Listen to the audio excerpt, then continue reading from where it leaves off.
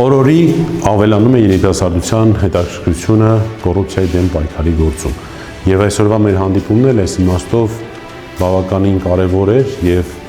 երիտասարդների ներգրավվածության առումով բավականին տպավորիչ էր։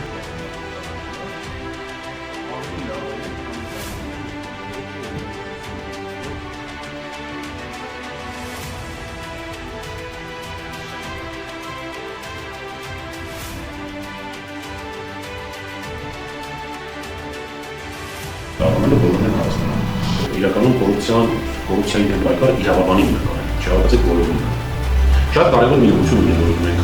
ակտիվացնենք շատ, դա փաստահավաքությունն է։ Այսինքն կոռուպցիայի դեմ պայքարի գլխավոր մեխանիզմը եկել է, երբ դու կոնկրետ կոռուպցիան տեսնում ես, ֆիքսում ես, արձանագրում ես եւ համապատասխան ընթացք ես տալիս։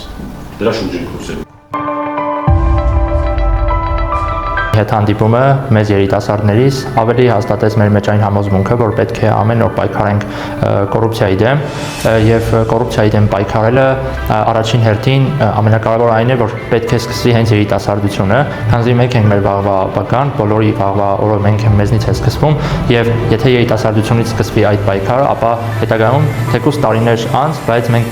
կունենանք հակակոռուպցիոն երկիր։ Ինչի՞ անհատից մարդիկ աշխարհստանում, պաշտոնատարները կաշառք։ Համոզված եմ, որ երիտասարդների գիտակցության շնորհիվ, երիտասարդների ակտիվ գործողությունների շնորհիվ մենք ի վերջո կարողանալու ենք արդյունավետորեն պայքարել կոռուպցիայի դեմ Հայաստանի Հանրապետությունում։ Ու մեր ներկա պահին Հայաստանի Հանրապետությունում տիրող քաղաքական հայացքների ներքո շատ